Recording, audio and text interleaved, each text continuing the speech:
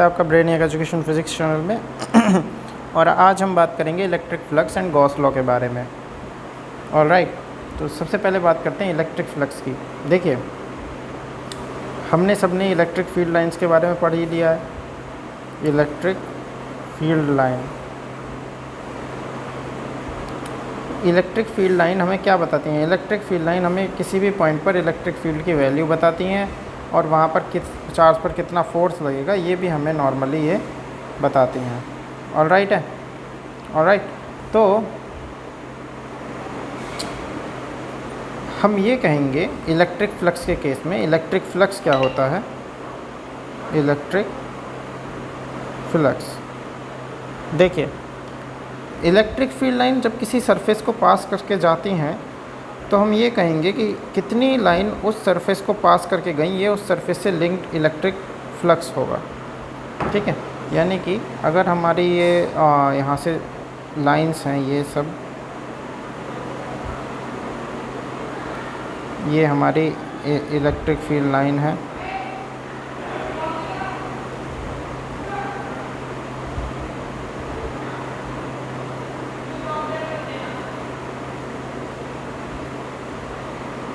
ये हमारी electric field line है और यहाँ सपोज़ करिए कोई शीट रखी है। ठीक है, ये हमारी कोई शीट है, तो हम ये कहेंगे चार लाइन इस शीट को क्रॉस करके जा रही हैं, तो इस शीट से जो लिंक्ड फ्लक्स होगा वो होगा 4। हम ऐसा बोलते हैं 4, जो भी इलेक्ट्रिक फील्ड होगा यहाँ पर सपोज़ करिए 4 है इनटू इस शीट का एरिया। ठीक है, तो इलेक्ट्रिक फ्लक्स ये हम लिखते हैं यहाँ पर, इसको मैं हेडिंग डाल देता हूँ नॉर्मली, इलेक्ट्रिक फ्लक्स। तो इलेक्ट्रिक फ्लक्स होता है number of line, number of line, कौन सी line? Electric field line, electric field line. ठीक है, कितने एरिया से पास करें? पास थ्रू है surface is known as electric flux linked to that surface, linked to that surface। Alright, अगर यहाँ से ज़्यादा लाइन पास करके जाएंगे तो हम कहेंगे फ्लक्स ज़्यादा है। तो नॉर्मली अगर हम फ्लक्स को काउंट करें, इसको हम रिप्रेजेंट करते हैं, it is represented by 5, represented by 5e। तो 5e इज इक्वल टू होता है हमारा E वेक्टर डॉट ds, जहाँ हमारा जो ds है ये क्या है? Area, area of the surface. ये स्मॉल एरिया हम यहाँ पर काउंट कर रहे हैं। ठीक है, small area. Normally E vector या इलेक्ट्रिक फील्ड लाइन किसी भी पॉइंट पर, इसमें आप कंफ्यूज मत होना कि हम लाइन कैसे निकालेंगे। किसी भी पॉइंट पर जो इलेक्ट्रिक फील्ड लाइन है वो इलेक्ट्रिक फील्ड की वैल्यू से डिनोट होती है। नॉर्मली ई की वैल्यू ही हम यहाँ यूज़ कर रहे हैं। सही है, ई वेक्टर जो है वो इलेक्ट्रिक फील्ड, यहाँ पर हम बात इसकी करेंगे इलेक्ट्रिक फील्ड की। ऑलराइट, तो हमें ऐसे लाइन वाइन गिनने की ज़रूरत नहीं है, जैसा कि हम इलेक्ट्रिक फील्ड लाइन में पहले भी पढ़ चुके हैं कि इलेक्ट्रिक फील्ड लाइन क्या बताती है? इलेक्ट्रिक फील्ड की वैल्यू बताती है। Electric field at a point. ठीक है, यही इलेक्ट्रिक फील्ड की लाइन्स यहाँ पर बताती हैं। तो हम यहाँ पर ई कैलकुलेट करेंगे। बस अब यहाँ पर ये समस्या है, ठीक है, कि जो एरिया है हमारा, इसकी जो डायरेक्शन है वो भी हमारी इलेक्ट्रिक फील्ड की डायरेक्शन में होनी चाहिए। अब यहाँ हम बात करेंगे कि एरिया की तो कोई डायरेक्शन होती नहीं है ना, एरिया तो स्केलर क्वांटिटी है। बिल्कुल, एरिया एक स्केलर क्वांटिटी है, बट सपोज़ करें अब सेम ही शीट है। मैंने कहा नॉर्मली इस बात को ज़रा समझें यहाँ पर कि सपोज़ करें मैंने कहा ये मेरे पास एक शीट है, ठीक है, और इस शीट ये 2 मीटर है इधर से और ये 4 मीटर है। ठीक है, कितना है? 4 मीटर। तो इस एरिया इसका कितना हो गया? 8 मीटर स्क्वायर। ठीक है, तो ये इतना एरिया है और मैंने यहाँ से कहा कि ये जो लाइनें यहाँ से कट करके जा रही हैं इलेक्ट्रिक फील्ड लाइन, ठीक है। वो सपोज़ करिए जितनी भी लाइनें जाती हैं यहाँ से, ये यहाँ पर इलेक्ट्रिक फील्ड की जो वैल्यू है वो 2 न्यूटन पर मीटर है। ठीक है, तो इतनी इलेक्ट्रिक फील्ड लाइन यहाँ से जा रही है। तो मैंने कहा इस शीट से कितना एरिया जो है लिंक्ड हुआ, मतलब सॉरी, इस शीट से जो फ्लक्स हुआ वो कितना हुआ, तो हमने नॉर्मली निकाल दिया that phi E is equal to number of field line crossing the area. तो हम यहाँ पर नंबर ऑफ़ फील्ड लाइन किससे डिनोट करें, इलेक्ट्रिक फील्ड से, तो ई हमने लिखा 2 इंटू एरिया हमारा कितना 8, तो हम लिख देंगे 16। ठीक है, बट अगर मैं इस एरिया को घुमा दूँ, अगर मैंने इस शीट को थोड़ा ऐसे टिल्ट कर दिया, इस तरह से टिल्ट मैंने इसको यहाँ पर कर दिया,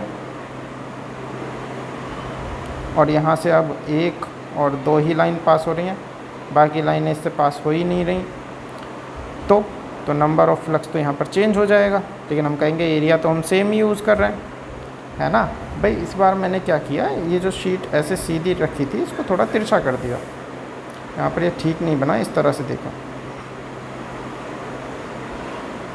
इसको इस तरह से मैंने तिरछा कर दिया ताकि ये ऊपर वाली जो लाइन है और ये जो नीचे वाली लाइन है कट करके ना जाए, सिर्फ ये 2 लाइन इसको कट करके जाए।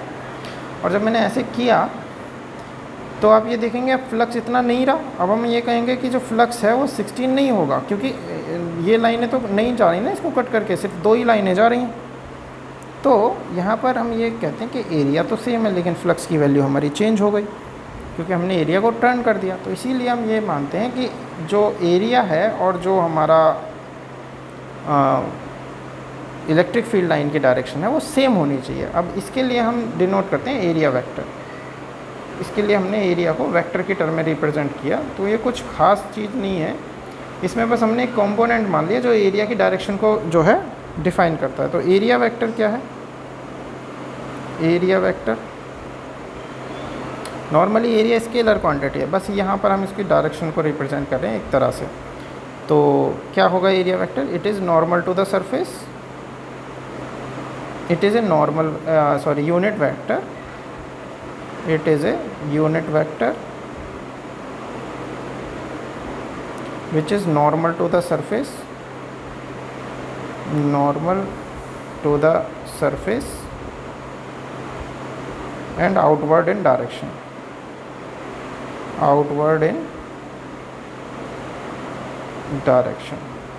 ठीक है, तो जैसे सपोज़ करिए कोई एरिया है, सपोज़ करें मैं इसी की बात करता हूँ, ये है, तो इस पर जो एरिया वेक्टर होगा यहाँ से बाहर की तरफ होगा एन कैप। जैसे सपोज़ करिए ये है आपका स्फेयर है कोई, और इस पर यहाँ पर जो एरिया वेक्टर होगा वो सेंटर से कहाँ होगा, बाहर की तरफ होगा एन कैप, ये यहाँ।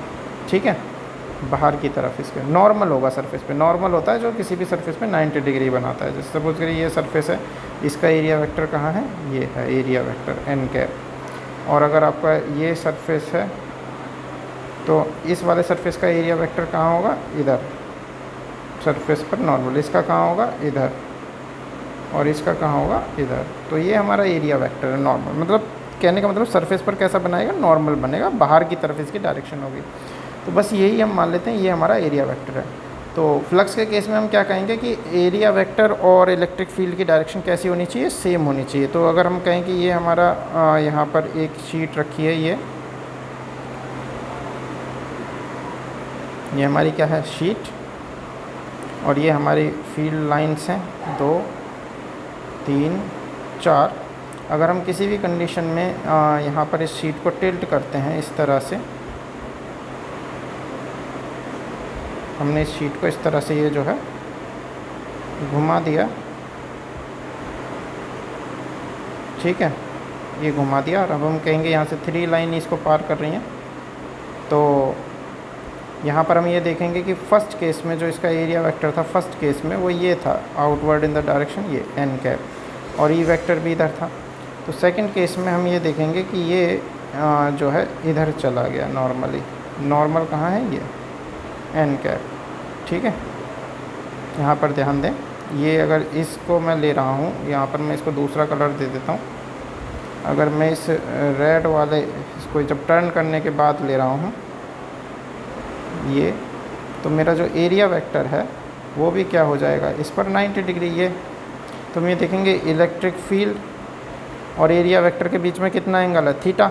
तो जो हमारा फ्लक्स होगा नॉर्मली फाई ई, वो हो जाएगा ई dot D S cos theta, यानी कि हमें इन्हें एक ही डायरेक्शन में कंसिडर करना है। ऑलराइट, तो नॉर्मली जो हमारा फ्लक्स होता है वो यही होता है, electric flux, electric flux linked to the surface, linked to the surface कितना होता है, phi E is equal to E dot D S cos theta. ठीक है, और ये E D S cos theta है, तो इससे हम ये अंदाज़ा लगा सकते हैं, नॉर्मली हमें यहाँ दिख रहा है कि ये जो हमारा फ्लक्स है ये कैसी क्वांटिटी है, स्केलर क्वांटिटी है, it is a scalar quantity, और जो यूनिट है इसकी क्या हो जाएगी, unit, and its unit is, electric field क्या होता है, newton per metre square upon sorry into metre square,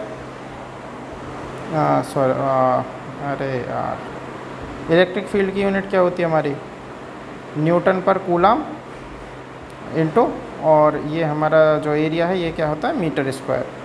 तो हम ये बोलेंगे कि जो हमारी यूनिट है इसकी वो क्या हो जाएगी, newton coulomb inverse metre square. Alright, तो ये हमारा इलेक्ट्रिक फील्ड की यूनिट होती है, इलेक्ट्रिक फ्लक्स की। ऑलराइट, नाउ हम बात करेंगे अब गॉस लॉ के। किसकी बात करेंगे, गॉस लॉ, गॉस लॉ। तो देखिए गॉस लॉ क्या है, गॉस लॉ, गॉस लॉ हमें बताता है किसी भी सरफेस पर या किसी भी क्लोज सरफेस पर नॉर्मली जो इलेक्ट्रिक फ्लक्स होगा वो सिर्फ चार्ज पर डिपेंड करेगा जो उस क्लोज सरफेस के अंदर रखा है। ठीक है, तो ये हमें बहुत इजीली बहुत इलेक्ट्रिक फ्लक्स कैलकुलेट करके दे देता है। सही है, कैसे, सपोज़ करिए एक चार्ज रखा है यहाँ पर Q, अब इस चार्ज से फील्ड लाइन निकल रही हैं, ये निकल रही हैं, ये इधर भी जा रही हैं, ये इधर भी जा रही हैं, ये हर जगह जो है जा रही हैं फील्ड लाइंस। अब सपोज़ करें मैंने यहाँ एक शीट रख दी इस तरह से नॉर्मली, या ये यहाँ एक मैं मान लेता हूँ पॉइंट है कोई, सही है, ये छोटा सा पॉइंट हो सकता है। हमने कहा इस पॉइंट पर कितना इलेक्ट्रिक फ्लक्स है ये निकालिए, तो यहाँ दिक्कत होगी हमें निकालने में। ठीक है, हम नहीं कैलकुलेट कर सकते। ठीक है, या हमने कहा नॉर्मली यहाँ एक इस तरह की शीट है, तो बताइए भैया कि यहाँ पर कितना फ्लक्स होगा इस शीट से लिंक्ड जो होगा, तो हम यहाँ पर कैसे कैलकुलेट करेंगे, क्योंकि यहाँ पे अगर हम नॉर्मली फील्ड लाइन कैलकुलेट करने की कितनी फील्ड लाइन जा रही है, अब हमें पता है फील्ड लाइन ई की वैल्यू से डिनोट होता है, तो उसको ई को कैलकुलेट करने के लिए हमें यहाँ से यहाँ की डिस्टेंस चाहिए। अब इसमें भी समस्या ये है कि यहाँ से हर एक पॉइंट की जो डिस्टेंस है वो अलग अलग हो जाएगी। अगर आप यहाँ से देखें, यहाँ से यहाँ की डिस्टेंस अलग है, यहाँ से यहाँ की डिस्टेंस अलग है, तो फील्ड हम कहाँ से कहाँ तक निकालते रहेंगे, तो ये एक प्रॉब्लम वाला काम है यहाँ पर। ठीक है, तो इस काम को ईजी बनाया किसने, इस काम को ईजी बनाया गॉस लॉ ने। इन्होंने ये कहा कि अगर एक क्लोज सरफेस है, क्लोज सरफेस यानी बिल्कुल जो चारों तरफ से बंद होता है, सर्कल की तरह नहीं, स्फेयर की तरह क्लोज्ड होना चाहिए। ठीक है, तो उन्होंने कहा जो क्लोज सरफेस है और उसके अंदर अगर क्यू चार्ज रखा है, इफ़ सॉरी इसको मैं सीधा लिख देता हूँ, the electric flux according to Gauss law, the electric flux linked to a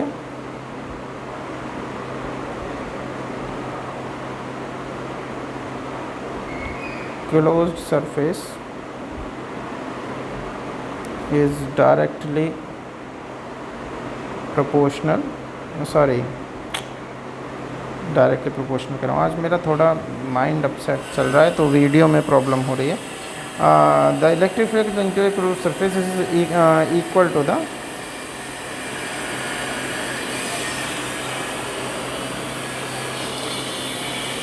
is equal to the 1/ε0 time of the charge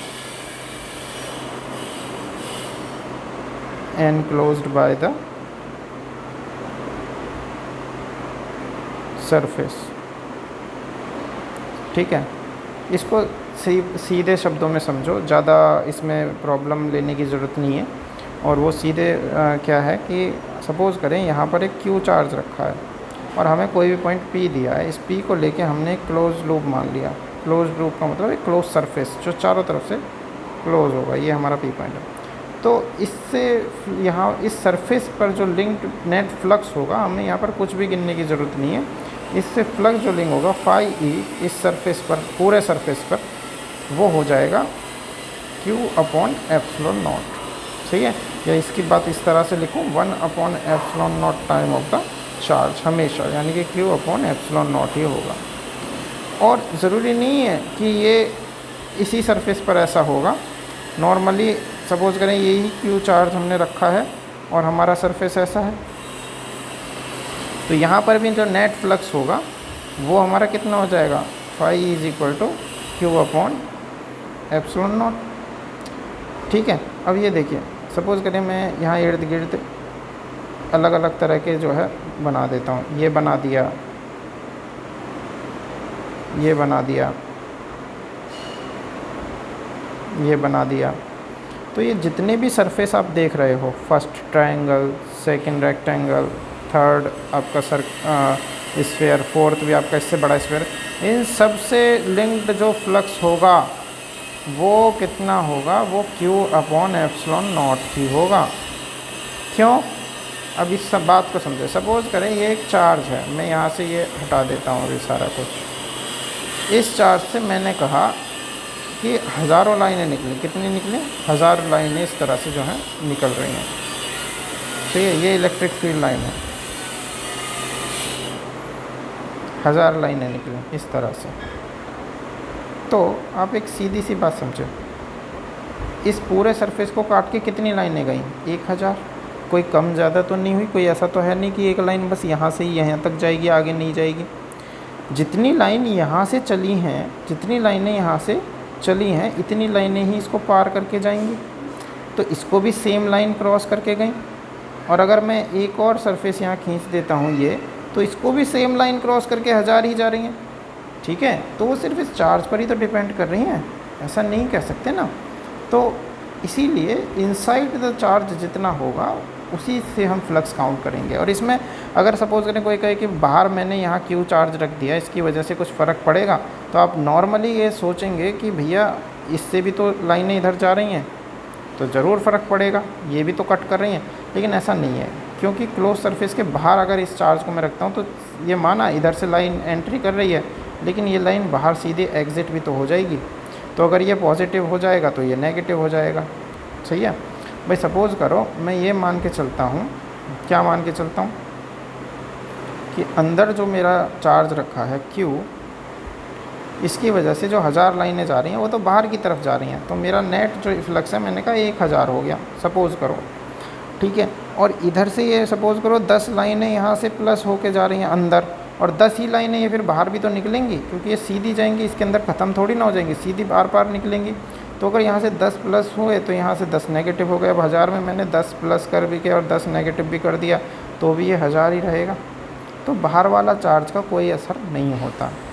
ठीक है, तो अगर मैं मेरा सपोज़ करो एक सर्कल है, या मतलब क्लोज सरफेस है इस तरह से, और इसके अंदर +2 -3, सॉरी इसको मैं Q के टर्म में लिखता हूँ, +Q1 -Q2 +Q3 चार्ज है, तो मेरा जो नेट चार्ज नेट फ्लक्स होगा फाई ई, वो कितना हो जाएगा, वो इस चार्ज का सबका सम कर देंगे, Q1 -Q2 +Q3 अपॉन ε0, इतना हमारा फ्लक्स हो जाएगा।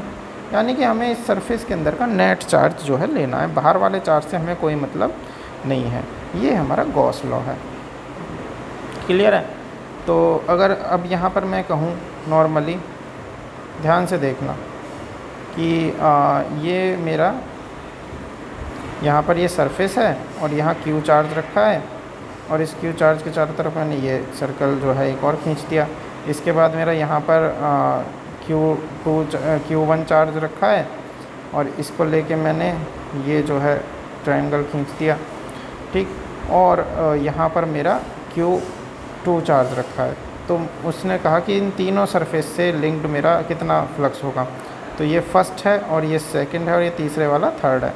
तो अगर मैं फर्स्ट निकालूँ φE1 निकालूँ तो ये मेरा हो जाएगा Q/ε0, क्योंकि इस सरफेस के अंदर तो मेरा बस Q चार्ज रखा है, बाहर वालों से मुझे कोई मतलब नहीं है। ऐसे ही φE2 है अगर, यानी दूसरे वाला सरफेस है, तो ये कितना हो जाएगा Q + Q1/ε0, क्योंकि यहाँ मेरा ये वाला चार्ज भी इस सरफेस के अंदर है और ठीक है ये चार्ज भी मेरा अंदर है और ये वाला चार्ज भी अंदर है। तो इससे लिए मैं इन दोनों को जोड़ के इसे निकालूंगा। और अगर मेरे साथ कोई φE3 के बारे में बात करेगा कि नेट फ्लक्स तीसरे सरफेस से कितना है, तो मैं लिखूँगा Q + Q1 + Q2/ε0, क्योंकि इस वाले बड़े सरफेस के अंदर मेरे तीनों चार्ज इंक्लूड हैं, तो मुझे सिर्फ अंदर वाले चार्ज को लेना है। अब बात करते हैं इसके प्रूफ की। सही है, क्या लिखेंगे? Proof of Gauss law. Proof of Gauss law. तो गॉस लॉ का हम प्रूफ देखेंगे यहाँ पर, तो इसको प्रूफ करते हैं। चलो देखिए, सपोज़ करिए मेरे पास यहाँ पर एक Q चार्ज रखा है और इसके पास यहाँ पर E पॉइंट पर या P पॉइंट पर हमें निकालना है नॉर्मली गॉस लॉ या नेट फ्लक्स। तो हमने Q चार्ज लिया और हमने माना यहाँ से जो डिस्टेंस है वो कितनी है, R है। तो हमने इस पॉइंट को लेके हमने क्या किया, एक सर्कल जो है यहाँ ड्रॉ कर लिया। इस P पॉइंट को हमने यहाँ मान लिया, ठीक है। तो हमने क्या कहा नॉर्मली कि इस Q चार्ज की वजह से ये Q को जो है ना सेंटर में ले लेते हैं बिल्कुल यहाँ पे, क्योंकि हमने इस Q हमारे पास ये था, ये हमने गॉसियन सरफेस माना। अब ये जो गॉसियन सरफेस आप कहीं पर भी मान सकते हो, ये गॉसियन सरफेस है, ठीक है। और यहाँ से यहाँ तक ये जो डिस्टेंस हमने मानी ये हमने R माने, R वेक्टर। तो देखिए अकॉर्डिंग टू गॉस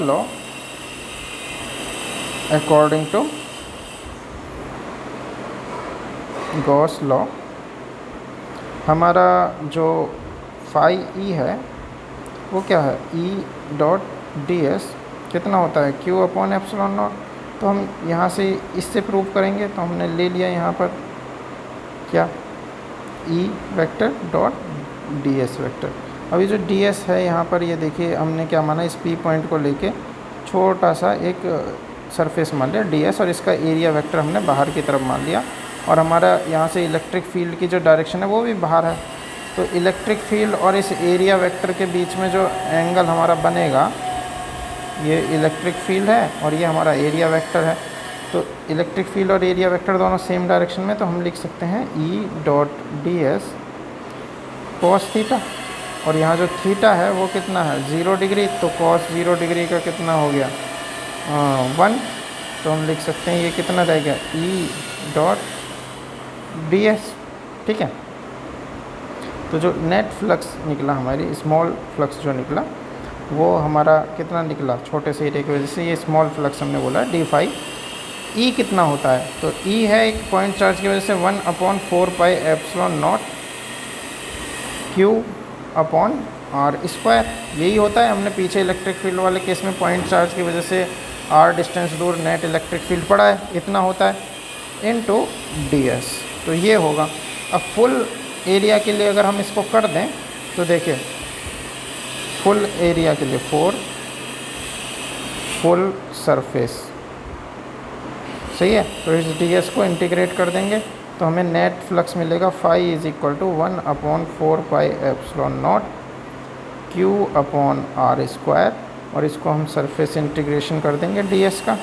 और हमें पता है सरफेस इंटीग्रेशन कितना होता है इसका, 4πr², यानी कि स्फीयर का सरफेस कितना होता है, 4πr² surface area 1/4πε0 Q/r² into surface area of sphere, that is 4πr²। तो हम 4πr² से 4πr² कैंसिल, और हम ये लिख देते हैं कि जो फाई है, फाई ई, तो एक्चुअली फाई ई ये कितना हो गया हमारा Q/ε0। और यहाँ से हम देखते हैं कि गॉस लॉ हमारा वाकई में यहाँ पे प्रूव होके आ जाता है। So this is the proof, this is the proof. ठीक है, तो आई होप आपको ये वीडियो पसंद आया होगा। अगर पसंद आया है, मुझे पता है इस वीडियो की क्वालिटी इतनी अच्छी तो नहीं है, समझ सकता हूँ, पर अगर वाकई में आपको इसको पसंद आया तो लाइक वीडियो को ज़रूर करें, शेयर करें और चैनल को सब्सक्राइब करें। कुछ बच्चों ने मुझसे नेट इलेक्ट्रिक फ्लक्स का यूज़ करके स्फीयर वगैरह में नेट इलेक्ट्रिक फ्लक्स कितना बनता है सॉलिड और हॉलो के केस में, वो पूछा है। तो मैं इसको नेक्स्ट वीडियो में देखिए कवर करूँगा, ठीक है, क्योंकि मेरी तबीयत भी आज थोड़ी ढीली हो रही है, समझ में नहीं आ रहा है ऐसे ही, तो मैंने बस ये बनाई है आपके लिए वीडियो। तो प्लीज़ लाइक करें वीडियो को, ठीक है। Alright, thank you.